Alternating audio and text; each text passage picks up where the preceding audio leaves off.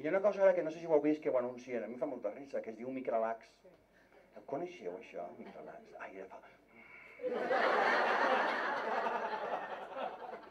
Com no vaig a conèixer? Si tinc un palet en casa.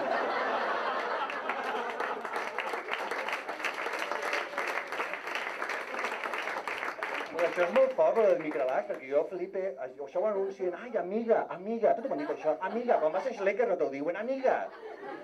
Es tan cómodo que lo puedes llevar en el bolso. Llevarlo en el bolso.